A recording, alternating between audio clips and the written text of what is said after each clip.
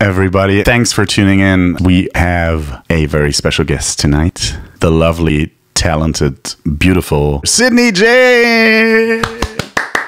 Hello. I'm in LA. I'm in my studio right now. I'm really excited to do this breakdown. This song was so much fun. And I mean, it happened so fast. I'm very excited to share the process with you guys and the fun memories. So, yay!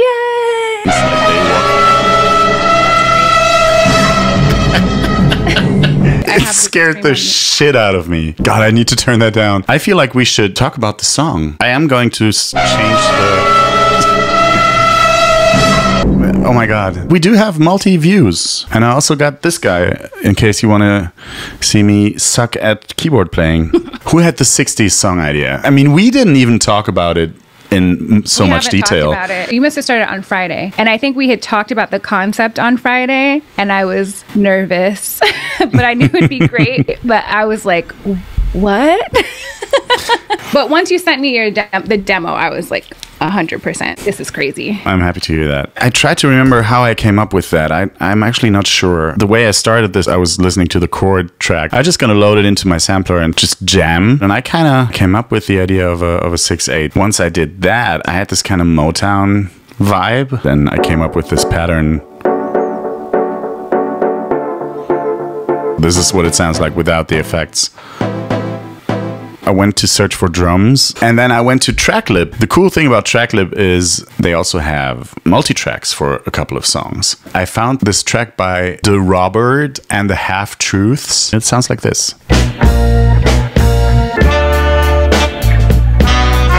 It had stems for the drums. They have the pretty authentic 60s vibe to it. The horns sound like this. It actually was the same key as Guy's song. It was kind of a no-brainer. I needed to get rid of the bleed in the drums, so I put a transient designer on them. Just takes away a little bit of the room and also some of the bleed. A little bit of EQ, just boost the lows around 50 hertz because the kick drum was not really doing anything. Then going for classic Abbey Road plate, and then we have some compression after the reverb, which I love because it would just bring up the reverb a little more and make it sound trashier in a way. That's the drums. Where are the horns? I could say like my project is so chaotic because we didn't have much time, but actually it always looks like this. Okay, here are the horns. So yeah, I just pitched them around to make them fit the chords.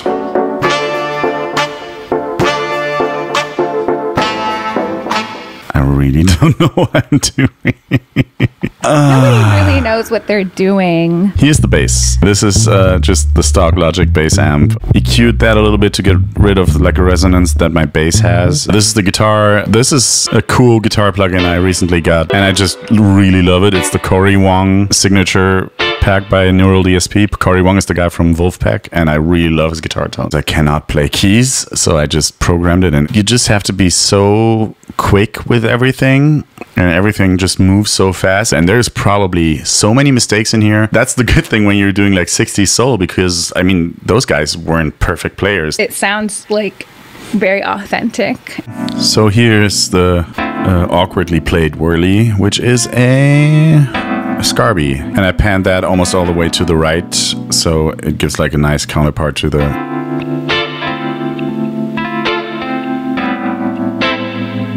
guitar. Yeah. We do have an acoustic guitar that comes in at the verse, so I recorded it with this mic, mono down the middle. The reverb on it is Space Designer Spring Reverb, which is also mono.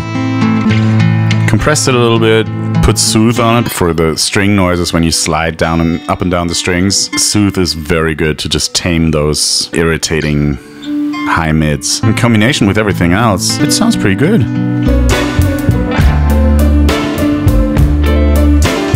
This is clearly heavily influenced by It's a Man's World by James Brown. So yeah, Pizzicato. Actually, it starts with these tremolo swells.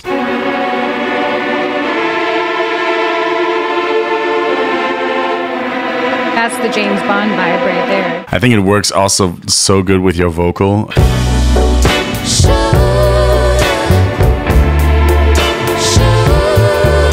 I'm using Chris Hine. They're called Strings Compact. I just love how they sound. Actually, all the different bits. So you got the pizzicato. I love how this sounds. And then we get this.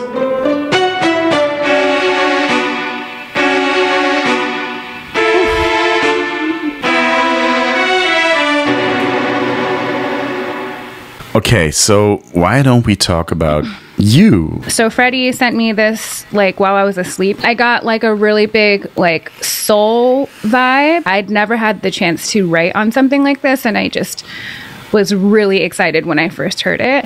So I actually started listening to Aretha, and I picked out like a couple of songs that were kind of my guideline. My main guide was giving him something he can feel. When I heard that, it was like ad-libs everywhere. I was like, oh, I can just kind of go crazy with this, I think. I started with the background vocals. Like I actually went in order of the song, and I knew that I wanted to like start with oohs or whatever and then go into a teaser of the chorus. Like that's what I noticed a lot with the structure of like the best classic soul songs. I had never really written a chorus like that that's just for background singers, and I was noticing like cadence and stuff, and my cadence is actually from Me and Mrs. Jones because Freddie sent that to me. We got a thing going on. I just really liked the cadence that they used and how it highlighted the time signature, so that's what I went for with my hook. It came pretty fast. I mean, you don't have a lot of time. We had talked about song concepts, and it kind of turned into like a sassy, angry, it doesn't have an angry vibe, but like an attitude, and like you're suspicious, like little, yeah. Suspicious, which I think is perfect for the genre because you get to really infuse that sass and suspicion into the notes, which was awesome. Yeah, the vibe is sus. I was really in my emotions this night just for personal reasons. I was like peak upset when I recorded this, actually. I was mad, and I was just in this booth like going off.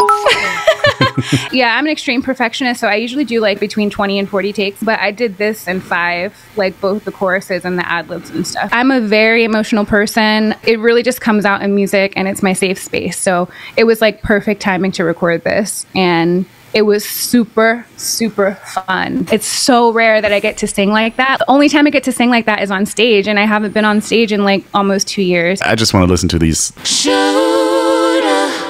And then when the chorus kicks in, it's just like...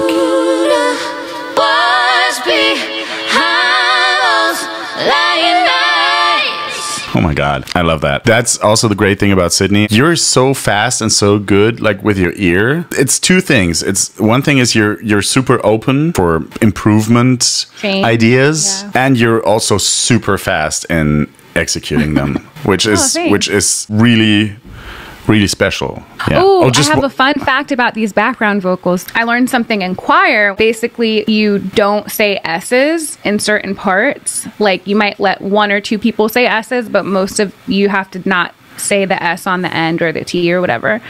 And so for most of the vocals that I sent Freddie, I'm actually not saying any S's or T's. You can hear really good in the verse. Where is it? What you saying? What you saying, baby? Here. What you saying, baby? What you saying? It's a 3-part harmony. You sent me 3 stacks of each harmony. I decided pretty soon that I wanted to just use like 3 of them, like 1 for each harmony, because I was like imagining the Supremes just standing around one mic, the 3 of them. So I panned them all slightly to the left, but all the same amount, which emulates the feeling of them all being around one mic. I forgot about the tambourine. It's just one sample I took. I think it's a Logic sample. I just put it through this Abriode plate, and it adds this percussive. This is without it. It's just like super boring to emulate like the. I didn't have a sample for that, so I just took another longer tambourine sample and reversed it. Just a quick sampler, playing the sample backwards, and then going into the. Now, lead vocals, I guess. Lead vocals. Here we go. I can tell you hiding something from me. I know it's not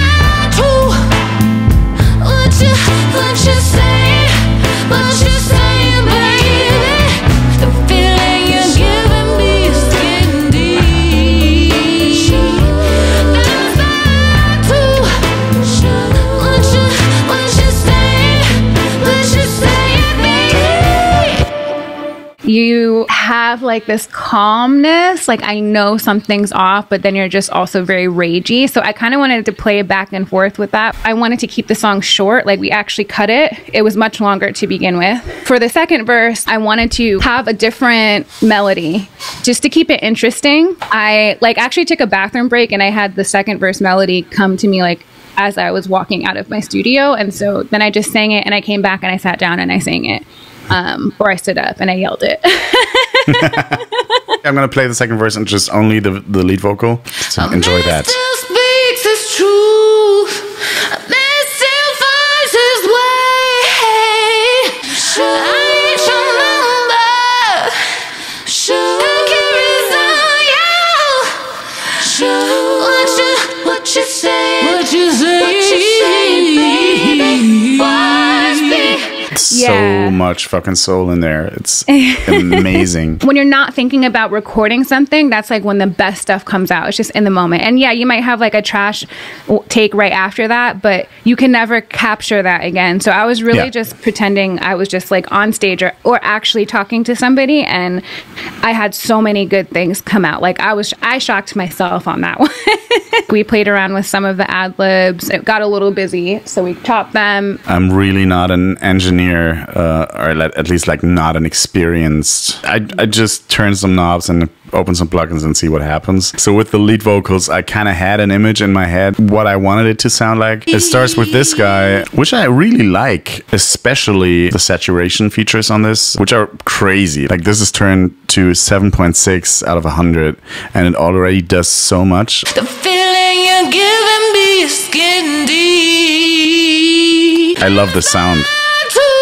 Blowing the air knob on this gem dopamine kind of thing, I guess, gives it like more air. The de-esser is at 100%. Probably if I had more time, I would like surgically go in there, at least try. Well, if I had more time, I would give it to somebody else to mix. To somebody who actually knows what they're doing. What's behind those lying eyes? This is clean, then with the Butch Vig. What's behind those lying eyes? Adding that air and then reverb. A man still speaks his truth. Just really like the warmth of that plate. Why is there an EQ after the reverb and the other plugin? I have no idea. I can't resign. Just like a really tiny little bit of tape delay. Yeah, and then, of course, Soothe. Just to get rid of some of those high mids. I just really want to give a shout out to my vocal coach. Her name's Tona. I've been with her since I was like 15, I think. I had a really amazing lesson with her like 2 days before I recorded this. And I was really able to like reach those super high notes with full voice. That was like literally the only thing we worked on that whole lesson. And it really helped so much. It was a technique that I am just learning to master, I would guess you say. Being with her has like helped me to be able to reach my goals. So I'm sure, you know, a lot of you study, but it's just so amazing to keep studying your instrument like your whole life and learning all the new things you can do. The last part, yo. All right. Okay, here we go. I think I decided on pretty soon to go to 4/4. I just didn't know how to do it. With every one of these competitions, I'm trying to just challenge myself and to explore new things, new techniques, new plugins, new styles. I had this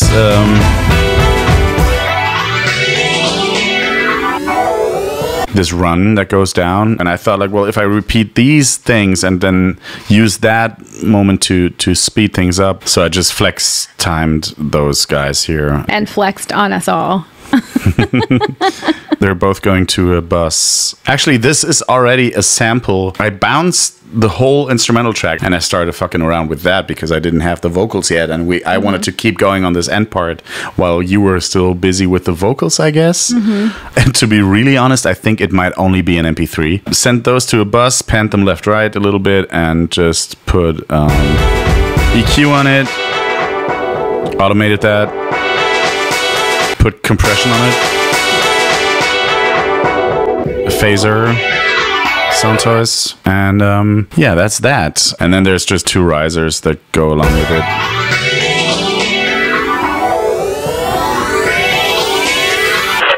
And then we go into this Dilla kind of end part. It was so much fun to do this. I was stressed out about this. I'm not going to lie. I believe in you, but when you said Dilla, and then you're like, yeah, I've never tried anything like that. I was like, blasphemy. Oh, God. Yeah. If it would have been shit, I would probably deserted the idea and the song would have ended right there. At least I wanted to try it, so loaded that into the sampler. I think I started with just a click track and just came up with this. Then added some plugins, EQ, compressor, sidechain, and then some Echo Boy. Then I started to build the drums around it. The kick actually is a guy's kick. There is a stem. There is a stem, which has a cutoff filter. And also it's pitched down 6 semitones. The hi-hat is also from Guy. Also pitched down a little bit. The kick is a little bit ahead. The hi-hat is in general a little late. Every other one is even later. I noticed that. That was really cool. And the snare is something I found in the Major Crush preset. This is what it sounds like without the plugins. EQ, 1176 compressor, distortion. And it has at the end a transient designer to get rid of the bits in between. Sounds terrible on its own. But when you add the sample, because the sample has drums in it too, so combined with all this, also the sidechain doing its thing here, and then there's the snap loop. It's a little early, yeah. And in the second half we get the maraca. Then there is a bass, fingerstyle electric bass stock Logic plugin, which has the CLA thing to it. I kind of like these CLA. I mean, they're just so easy to just get quick results with, and then it gets backed up by a sawtooth. This might be my favorite part of the whole track. That bass, when I first heard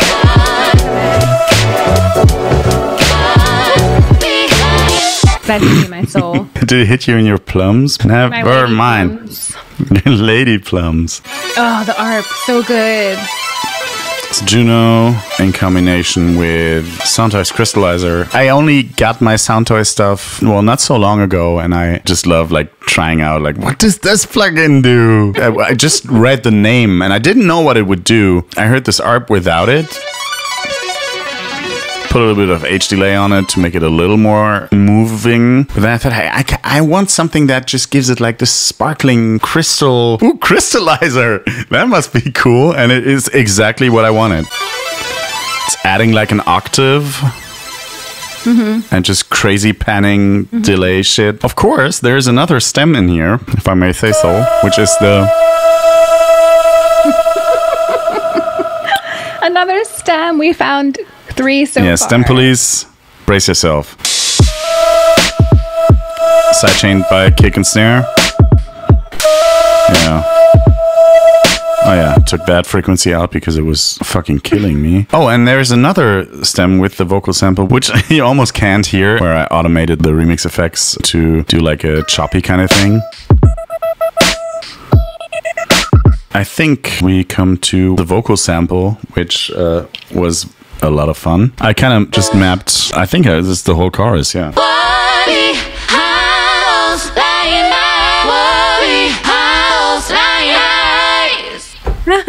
And I was just jamming. I think what I came up with was... Yeah. Literally, it was the first take that you did like while I was on the call with you. It was like you came up with that little line and then I was like, yes, that's it. And we talked about if we should add some chops from like the ad-libs, remember? Yeah, I actually have a take here that we didn't use.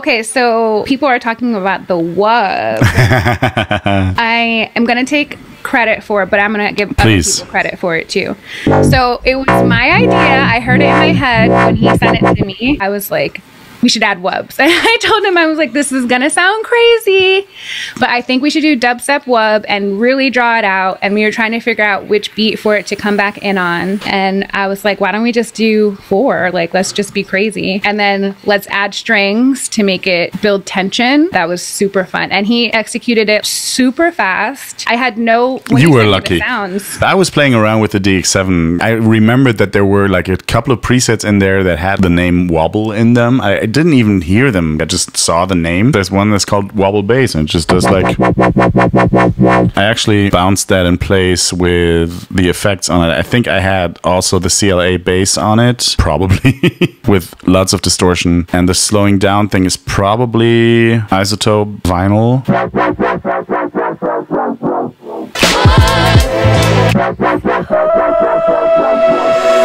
Working with Sydney is not only you get like the most amazing vocal takes you can imagine, but she also has like so many good ideas when it comes to production, instrumentation, arrangement, mix. Like, yeah, it's really, really a joy to work with you. Thanks. Okay, the last bit we did. The reason why I did the radio intro was because I wanted to put a part of the original stem in there to get it in people's head before the track starts, so people might recognize it easier. I'm not sure if it worked. It didn't work, but... it added that was the reason for it. Yeah, exactly. So I just went to YouTube. I found this radio static search whatever effect, which sounds like compressed it a little bit and then chopped it up and put these bits in between. And it was way easier than I thought to execute this, to make it sound. I think it sounds pretty convincing. That's the word. There is an EQ on the master chain, which is on there for the first part. And then it just gets turned off once the intro is over. This is exactly how I want this to work. Like just going from to like CinemaScope 60s Bond movie. Also, something I want to say about this intro is like, it to me is like very special because... Oh no, I am getting emotional. It's just like all the best parts of the last few months. Like for me, I think you chose Kazoo Hero to begin with, but that was like the first week that I tuned in, and it just made me love the community so much when I heard that. And then going to I've Been Infected, because it was like my little code to COVID, basically. So I was like, it's perfect because we all met while the world was infected. And we heard Kazoo Hero. It was really like kind of like a little miniature timeline in my brain of the fun of this community and all of those like little moments that we have. So it's extra special to me. I love it.